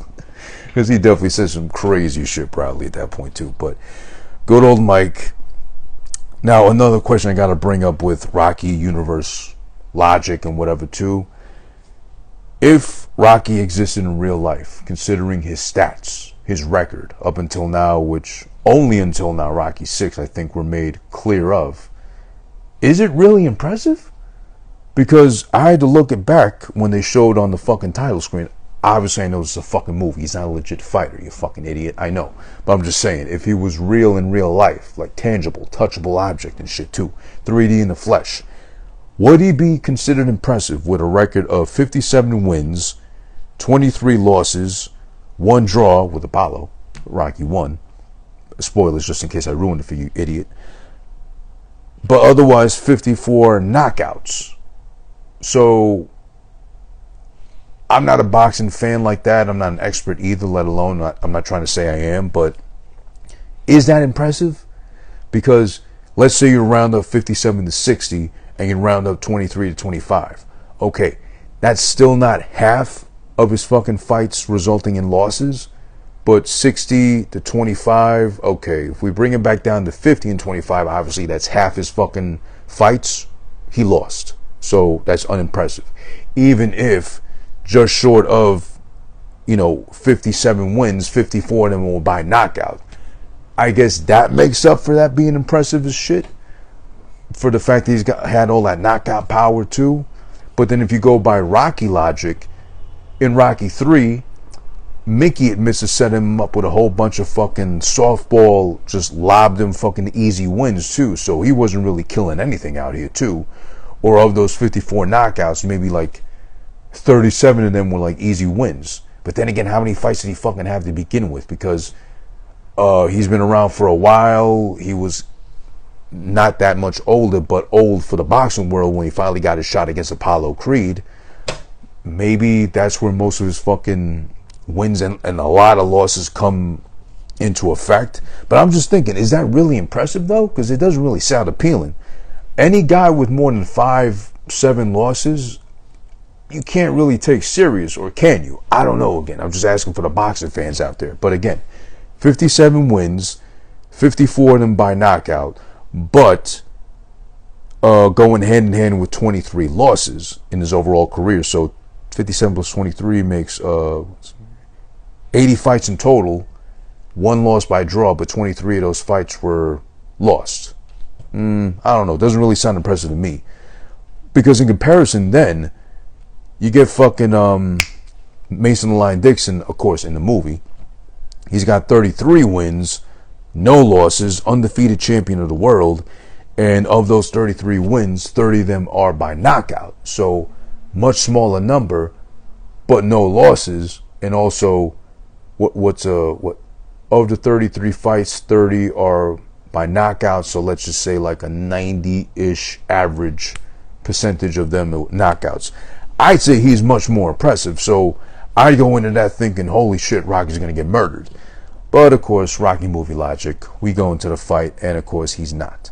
Because in the meanwhile, in the second round alone, I don't know if this happens a lot too, or if it's ever happened before, or how often it's happened before.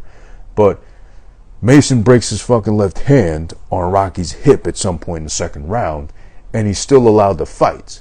Now, I don't know if it's more of like the hand goes limp, and the referee should be able to pick up on that, but because he's not saying nothing, the ref don't say nothing to try to stop the fight, and apparently even the announcers pick up on it because, of course, he's like safeguarding his left hand the whole time.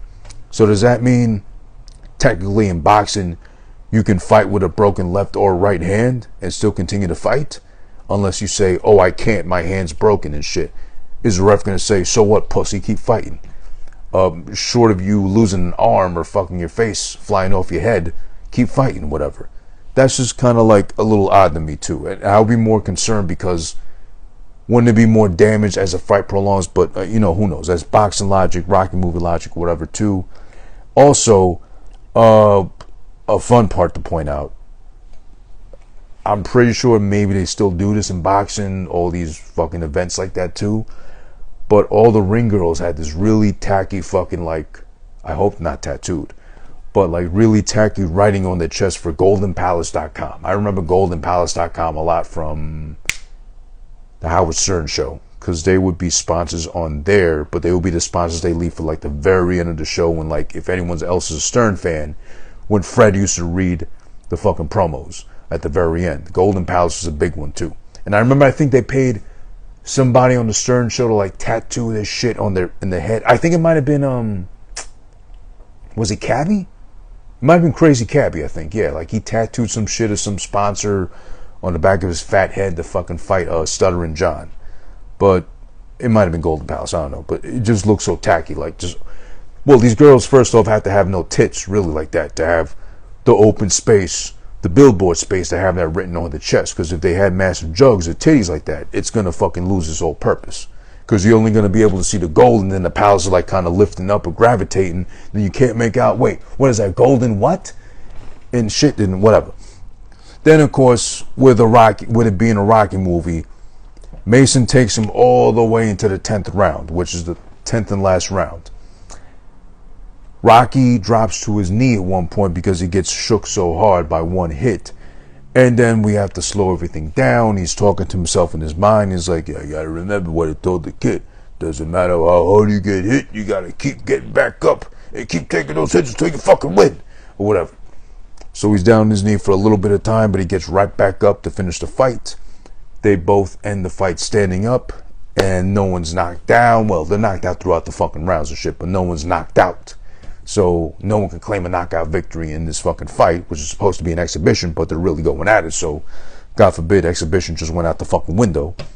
And then of course they call it. It's a decision by the judges in favor of fucking Mason. Of course he fucking wins. This is Rocky 1 all over again with fucking Apollo winning, but Rocky just wanted to prove himself, the fact that he can go the distance like he did in Rocky 1. He don't care. He's fucking happy. He made it out of the fucking ring alive.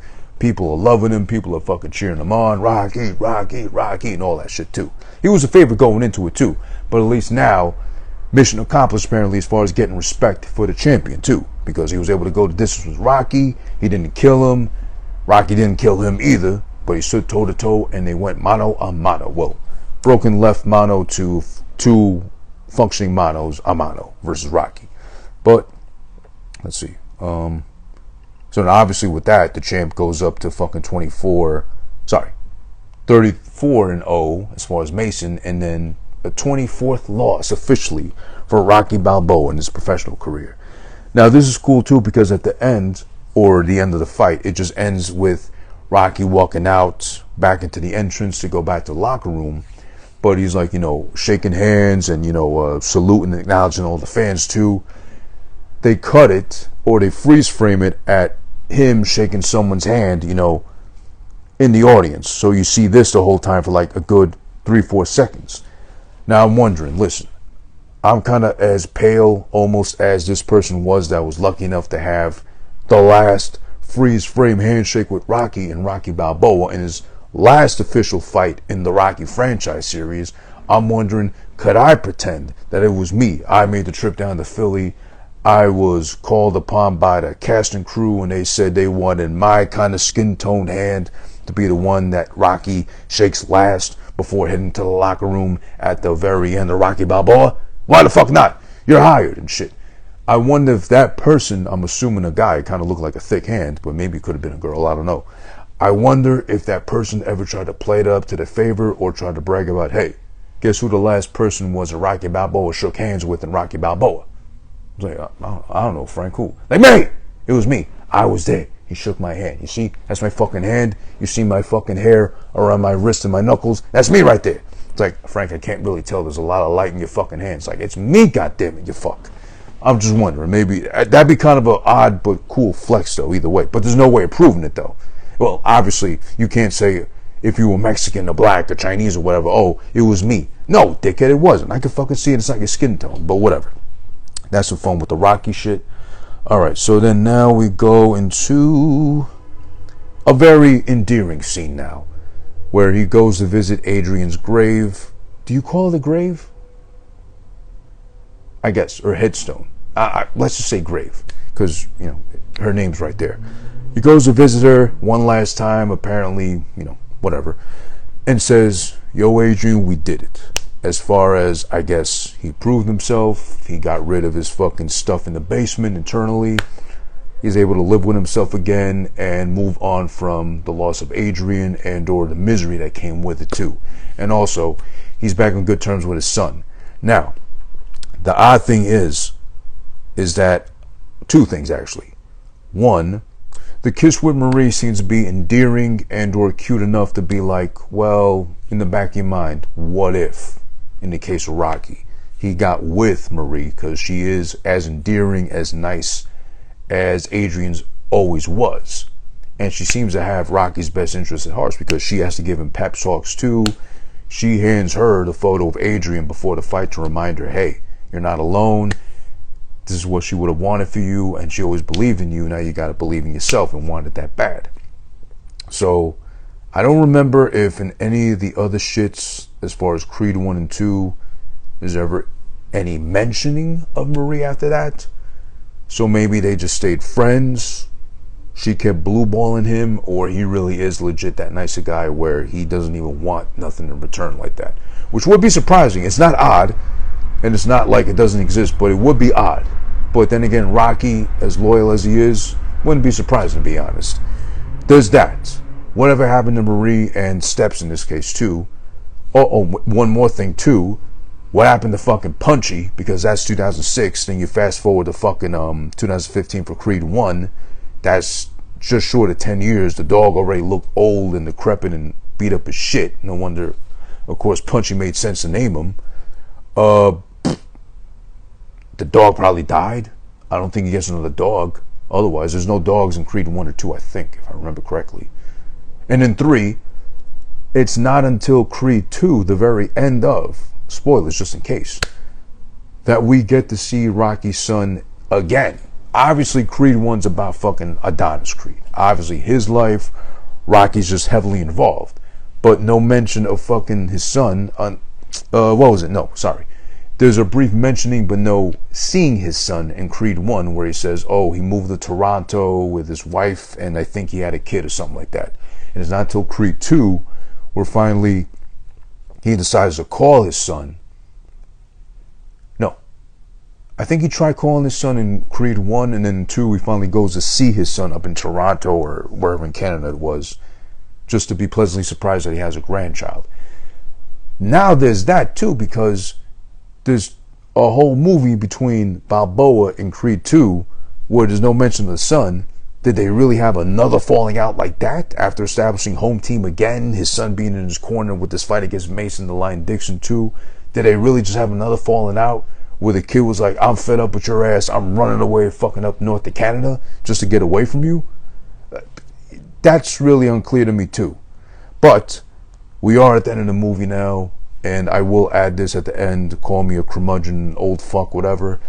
I hate the credit scenes as far as the montage of the different fans running up the Rocky steps and or cheering and fucking yay at the fucking top of the Rocky steps. I hated it then, I hate it now. It's just so cringe, and it just looks so stupid and corny, unnecessary. Otherwise, I'll say this now, very good movie, very enjoyable watch. Now, who this been watching, of course, this is episode 47, doing live here on Instagram first, at Who This Is One, and or you're probably getting the cleaned up, cut up, and circumcised version, because we always do it first on Instagram, uncut, uncensored, and uncircumcised. Otherwise, youtube.com/Who This Is One version of Who This Been Watching. This is episode 47 right here, Rocky Balboa. We're at the very fucking end of the episode, but before we go anywhere, we gotta give this shit a fucking score, because that's how we fucking do things. Listen, the last batch of episodes, you had me cosplaying with a fucking Rocky-esque wig, because it was a Rocky November. We did Rocky 3, Rocky vs. Drago, the director's cut, and then we did Rocky 1. Now we're doing Rocky Balboa, but it's no longer November, and it's no longer Rocky November. We're back to the fucking ears. The OG original rating system that made Who This Been Watching as established and as endearing as it is till this day, on the path to 50 episodes. So now, as far as Rocky Balboa is concerned, I try to get through this quick because there's not really a lot bad to say about the movie, and I made this clear already early on. But unfortunately, I am not a fan of Antonio Tarver's acting, or Mason the Lion Dixon. I get it, he's a boxer, he was never trained as an actor, but I think there could have been a little bit more time spent to kind of fine tune him, kind of finesse him, kind of like help him navigate the rough waters of acting, because the kid only has one face throughout the whole fucking thing. Never changes, not even a raise of the eyebrows, nothing. The whole time really dull, and trying to come off or sound cool the whole time, like no concerns. I get it, he's the champion, what is he fucking worried about? But there's no real expressing of anything coming from him. So, not the best job acting wise. Actually, I'd say not good. But, okay, that's who they got. If you think about it, and like they said before, had it been Roy Jones Jr., maybe at least you would have gotten someone you could hate a little easier, because I don't necessarily hate the champ. I just don't care for the champ. But whatever, there's that thing. Even at like an hour and 40-ish that the movie is lengthwise, I think there could have been some shit trimmed off. I mean, the really in-depth interaction with Marie, like the second time around where he's trying to convince her to work for him at the restaurant too, that could have been shorter. It drove its point home at like, maybe 2 minutes in. Like, it didn't need to be like as long as it was, like almost 3, 4, maybe 5 even. I lost count. Some other places here, there too, like it could have been trimmed down and just like kind of fine-tuned, tightened up a little bit, maybe like an hour 30, hour 25, whatever. What else? Also, I'm kind of confused, because if Rocky 5 established that he was having like severe migraines or like repercussions of having taken all that damage throughout his career and or brain damage short of, it's acknowledged, is present in Rocky 5, but then we fast forward now 16 years later. By that logic, he should be a fucking nut job. He should have shot himself in the head. He would have gone so crazy with the pain and shit too. But he's perfectly normal, owns a business. He's keeping people gainfully employed too. Like, there's no mention of the brain damage. And I think in the interview he said afterwards too, like, it was just a misdiagnosed by the doctor. It was the early 90s. No doctor really knew anything back then. So, swept under the rug kind of. Because now he's practically a genius at some point too. And like I said, a lot of great endearing speeches, but someone that punchy as he's been defined as before, being able to drop all those bars and gems like that repeatedly, did he ever have a fighting career, or is he just like perfectly normal but just old and built like a boxer, conveniently enough? But it's not like that was bad, but it kind of like threw me off a little, like, okay, it's preachy at some points too, but thank God not cheesy. It's just like really motivational, really inspiring, really endearing too, but kind of overdone sometimes, a little bit too. I think that was it really. Yeah, that's it really. As far as the bad, the good and or great part about this is the overall movie itself. 16 years after the fact, after having sat through Rocky 5 and being miserable about it, we get the pleasant surprise of this being an actual delightful surprise. This movie was pretty fucking good. Would I say classic, masterpiece, whatever? No. Just short of, not close either. Really good, damn near great? Absolutely. I'd say it's tipping the line of, or tearing over into great, pretty much. So with that being said, out of two possible ears for who just been watching, the score we're going to give for Rocky Balboa from 2016, December 20th, I believe to be exact, we're going to go with a 1.5 ear out of a possible 2 for Rocky Balboa. Really like this shit. And if you ask me, even if you're not, or you're thinking to ask me, or you forgot to ask me to, I'll give it to you right now anyways. Where I rank this in the Rocky movies, at least of excluding Creed. Well, you know what? Let's throw Creed in there too, actually. Fuck it. I'll go for me. As far as this one's concerned, I go Rocky 2. That's still my favorite of all time. Rocky 1, which is a very close second, almost neck and neck, but I just love Rocky 2. Just the fucking underdog coming back from fucking no hopes whatsoever-ness of it all in 2. Rocky 2, then Rocky 1, then Creed 1, then Rocky Balboa at 4, and then rounding out the top 5 would be Creed 2 at 5. That's not to say I hate Rocky 3 or I don't like it or it's not a great movie. I just don't like it as much as those I named off. Again, Rocky 2 number 1, Rocky 1 number 2, Creed 1 and number 3. That was a really fucking great surprise to have that after, again, another long break, 10 years almost, from Rocky Balboa, which I got at number 4, and then number 5, Creed 2. Another fucking great one, just not quite there up high with Creed 1, but almost there. So again, 1.5 years out of 2 for Rocky Balboa from 2006. My goodness, it's been that fucking long since. 15 years to be exact. That's why we did a 15-year anniversary review of Rocky Balboa here on Who This Been Watching. At Who This Is One, I'm the host. That's me. At Who This Is One.